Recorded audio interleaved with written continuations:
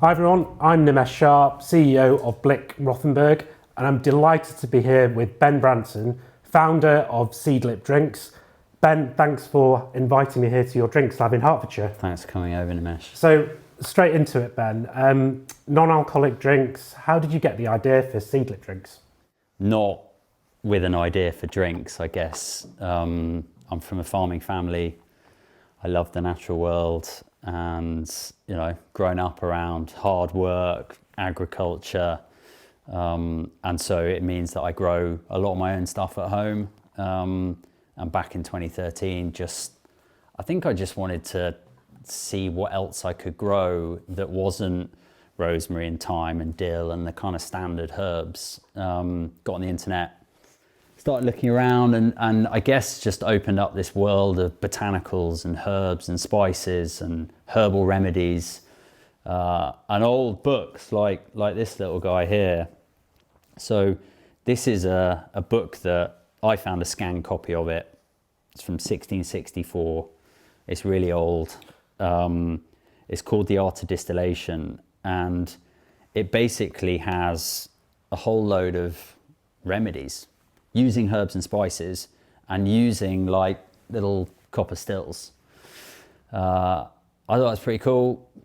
Can buy a little copper still off the internet. I bought this still here, this little 2.5 litre still, and I just literally, herbs from my garden, I started playing around. Not about drinks, not about non-alc, just I like arts and crafts and mucking around with stuff and experimenting. And then I was out in London a few months later. I was driving in, not drinking alcohol, so then driving back home, and beautiful meal, lovely restaurant, great company, great alcohol cocktail list. I got served this pink, fruity, disgusting, just like sweet, childish mocktail. I just felt like an idiot, I couldn't finish it. Didn't want another one, didn't go with the food. And I left just thinking, why, how difficult is it to get a decent one? So it wasn't like a eureka moment, but that thought stayed with me, I guess. And over a period of sort of 4 or 5 months, the dots started to join. I was running a design agency at the time. That's what my father's side of the family are in. But I just sort of thought, maybe I could work with my dad, bring something to life. Maybe there's something in this little copper still. Maybe I'm not the only person who wants a decent non-alc option. Don't care why you're not drinking alcohol, but you should get a decent option. Maybe I could work with mum and the farm and use some of the ingredients. And it was just a side project initially. It was like, maybe I'll take something to a farmer's market. That morphed into 2 years later, we launched in Selfridges. I made 1,000 bottles. I got the tattoo. I put my life savings in, left my design agency, went kind of lock, stock in. And yeah, those first 1,000 bottles sold out in 3 weeks. And that was 2015, and it has snowballed and snowballed and snowballed. You were pretty early into the non-alcoholic drink space in 2013. And now the market's much more competitive, but the brand Seedlip is really strong. Maybe I'm slightly biased, Ben, but where did you come up with the idea for the brand Seedlip? Just tell me a little bit about that story. Yeah, so I guess I created this process of distilling, real herbs, real spices, real citrus into something that was non-alcoholic, that was great with tonic, great in non-alcoholic cocktails. And so I really felt like I'd put, what I care about in the bottle, and I'd put fantastic ingredients and brilliance of nature in the bottle. And so then wanted to bring it to life sort of with that same design language, I guess. And so we've got these beautiful illustrations that use our 6 key ingredients in the shape of an animal you'd find on my farm. Who designed? I started sketching things, but then worked with my father and his team to just sort of actually digitally bring it to life. We chose animals from my farm, so we've got the hare. Seedlip Grove has a squirrel, and Seedlip Spice has a fox. The name is the name of a basket that seed sowers and farmers, including my own family, used back in the 17th century. It also explains how we kind of make the product, taking things from seed to lip. So it felt like a really good nod. And then we targeted the best places. So we launched in Selfridges, we got into the Fat Duck, like Buckingham Palace were on the phone, Michelin star restaurants, top bars, top hotels. And we've been fortunate to be able to do that now in 40 countries, or we did that in 30 countries in about 3.5 years. So from what started as a real passion for farming and growing herbs and messing around, I suppose, with copper distilleries on the internet, formed into this wonderful product, really well designed. You can see your design background as well, Ben, coming into the product itself. What was then the business plan? You touched on this slightly about you wanted to go for the high end, the Buckingham Palaces of the world. Yeah. But then what was the plan in 2013 to really launch this thing? Yeah, so when we launched, we were the first ever people to do this. And so I was therefore adamant that what Seedlip needed and the category needed was credibility and quality and aspiration and desirability and premiumization, hence going after the best accounts. It was my view that if the best people in food and drink think it's great, then rather than me having to tell people that I think it's great. And was that your vision which then turned into your strategy then? What was the vision of Seedlip when you... I mean, the vision morphed from, initially it was, hey, this is going to be fun because I'm going to do my own brand. I've been doing other people's brands. It then morphed into, God, I'm going to go full time on this. It then morphed into, I just want to get a bottle on the shelf. I don't want to let this down. I'm enjoying it. I've had loads of ideas in the past. I've never done anything about them. This has just got to get on a shelf. That was the goal. And that then, in times of sort of delusion, I sort of had this idea about trying to change the way the world drinks. Yeah. And that kind of, I feel like we've been on that journey of, there are 250 non-alcoholic spirit brands now available in the world. And there are menus, there are awards, there's press, podcasts, festivals, conferences, books, influencers. Do you think your timing was good then? I think our timing was really good in the sense that, the trends of whether it's health and wellness, whether it's social media, access to information, e-commerce, the gin boom, the cocktail boom, the tonic boom, there were loads of things that were really in our favor. Spirits have been premiumizing for, probably the last 20 years gradually. Cocktail culture had happened over the last sort of 15 years. Health, it was all kind of coming to a head, which meant that the way that we socialized was starting to change. There wasn't really the old man down the pub kind of stuff anymore. There were gastropubs, and people were choosing kind of experiences, and you could do different things with your time rather than let's go for a drink, and it'd be about just going down to the pub. I think we did launch at the right time. And you said that your ambition was to get that first bottle on the shelf, and you said it snowballed after that. What were then, which all sounds great and very positive that you've achieved your ambition, but then what were the challenges when it was snowballing? I suppose, what were the growing pains of the business? Yeah, I mean, the main growing pain was that I'd spent 2 years kind of making this thing and coming up with my plan of how it was going to go and how I wanted it to go. And how I wanted it to go was nice and slowly and gently and softly. And I was not going to have an office, and I would hire a part-time intern as my first employee, and 1,000 bottles would sell in 5 months, and it would all just go nice and gentle. We heard from 100 countries in the first 3 months. Where did that come from? Just word of mouth? word of mouth. Wow. We got some really great press. Just suddenly the bar, kind of the bartending community leapt on it.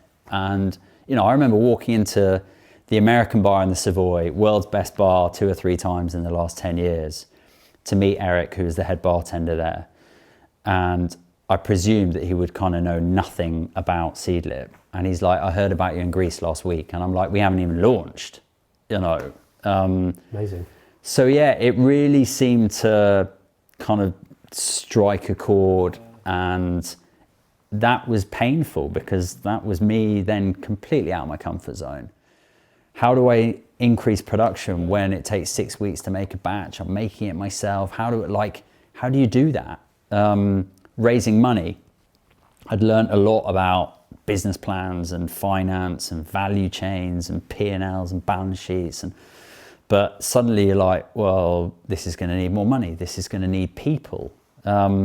So there was a really steep learning curve over the first 6 months after we launched, of whether it was hiring a big white van and driving 7,000 empty bottles up to Lancashire and renting a bottling line to move to like serious scale of production for us, and then driving them back down and getting people to help label them, or whether it was taking our first office, that we took and it was too small and we had to move out 3 times in a year. I didn't actually like it. It was because I didn't expect it. But I guess I did the next right thing, and we raised money from Diageo, and that was brilliant. That kind of gave us some real fuel to accelerate the business, and we just went for it. We hired 75 people in 3 years and expanded to 30 countries, and we made hay. And what was it like going international as well? Because that is a challenge for a lot of businesses that have been successful in their domestic market, and you were very successful very quickly in the UK. How did you feel about going into 75 countries? Yeah, it was interesting because we got a lot of demand from the trade really early on, and my counsel to the team was sort of not yet. Oh, so you held it back. So. Yeah, and let's wait. And we got Tesco were in touch really quickly, Weatherspoons Group, everybody was kind of at us, and none of it was a no, it was all a not yet. You want to change the way the world drinks, well, that means it should be in loads of great bars, restaurants and retailers around the world. But it was all not yet.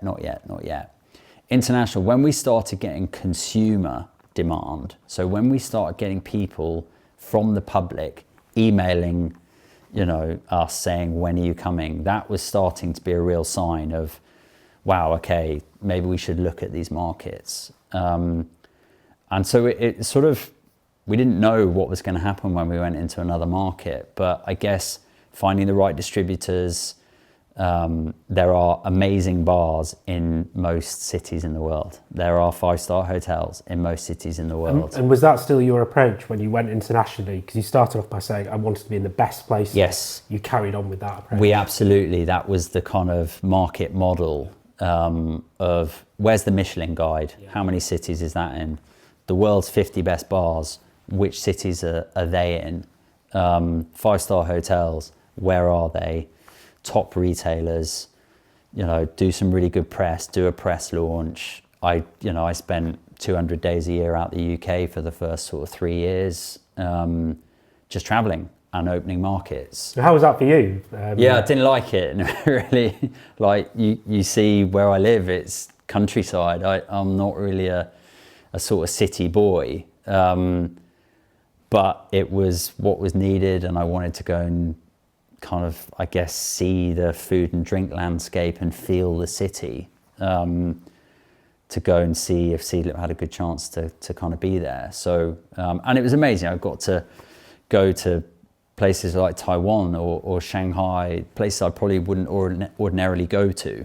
And of course, you've got to go and eat in the nice restaurants and go to the nice bars. So it wasn't all bad, but it was, time on a plane and time away from the countryside. Yeah, and Ben, you've touched on some of these things around the challenges that you had, and what did you learn from the mistakes that you made, and what advice would you give to your younger self in 2012, 13, and also other businesses that are going through, whether they're in drinks or not, but advice for other businesses that are going through the same journey? Yeah, I mean, my key bit of advice is a bit doom and gloom, but 9 out of 10 startups fail. And there is really one reason why they fail. And it's not cash, and it's not team, and it's because whatever they are offering is not needed. And I think that, and I talk to schools or to universities, and lots of people want to start businesses, which is amazing, and we need that.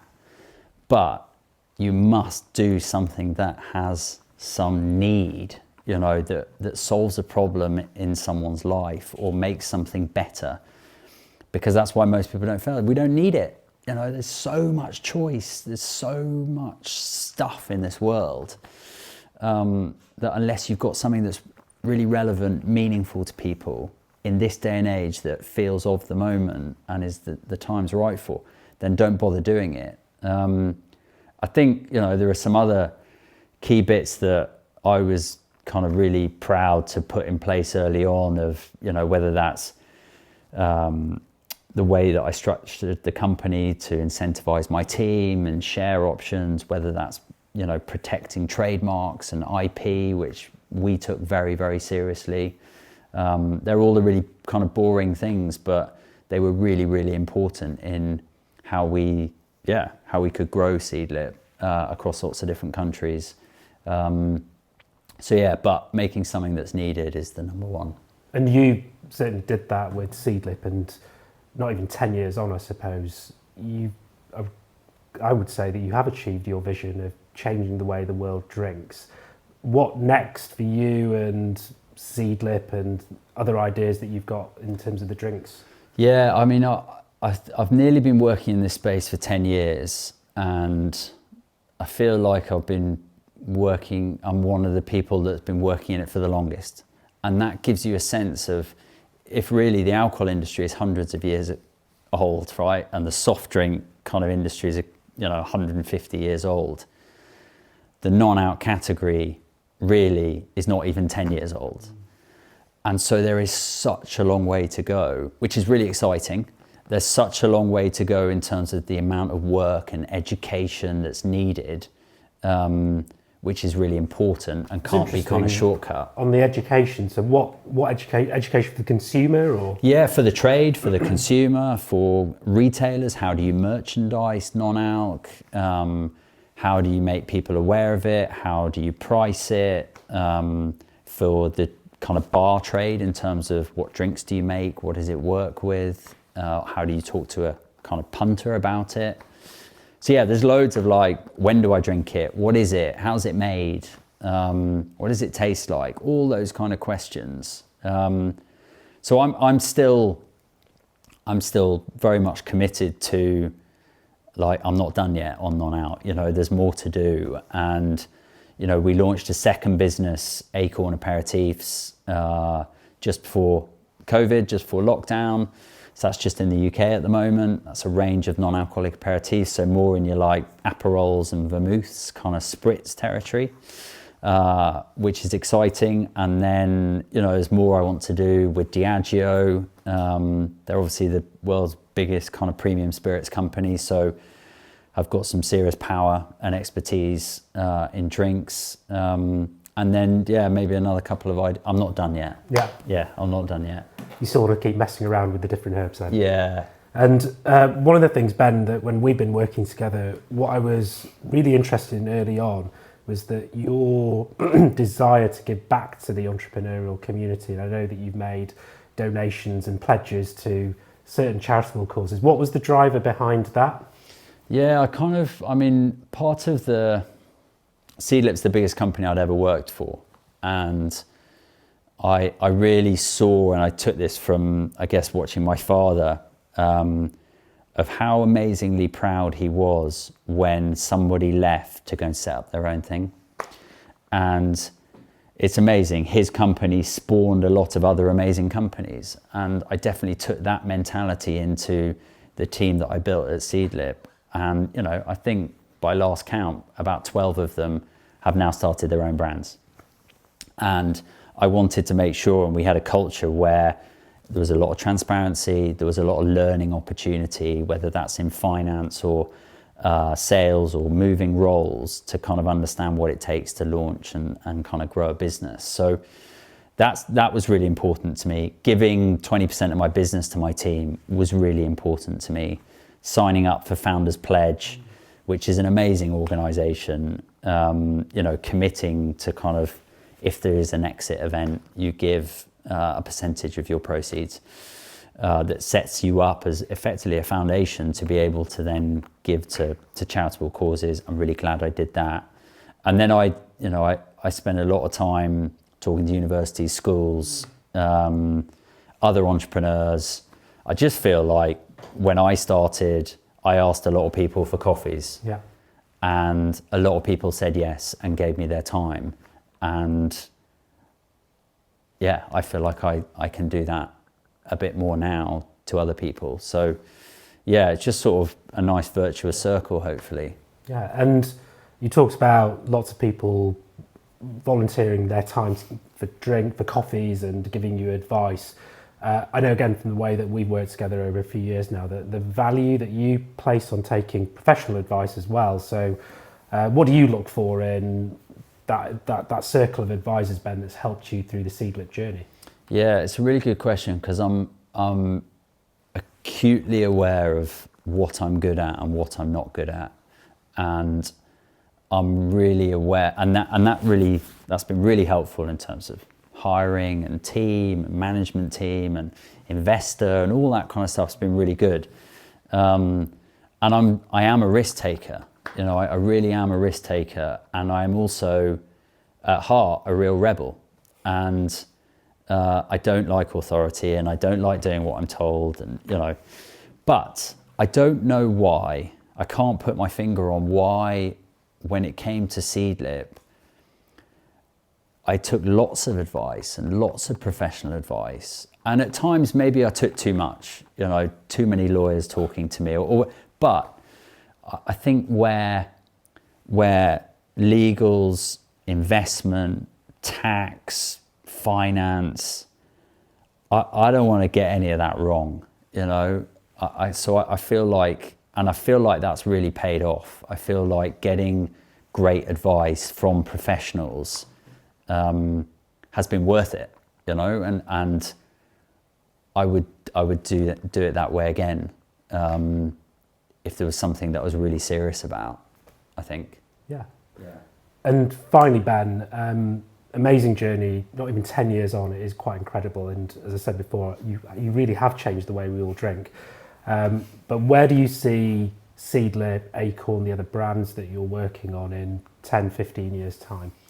Yeah, I mean, I love thinking about the future of everything, right? Whether it's the future of how we socialize and what we drink, or you know, are we not going to have chefs? Are we going to have robots making our food? And are we going to be in flying cars? And are we going to be living in the metaverse? And all that kind of stuff I love. And I was in LA a few weeks ago, and I stood by just outside this coffee shop at the traffic lights, and there was this pink box on wheels next to me. It was up against a wall, and I was just going up to order some coffee, and suddenly this box started moving and crossing the road with no human involvement, and it was going to do a food delivery. And you're just like, what the hell?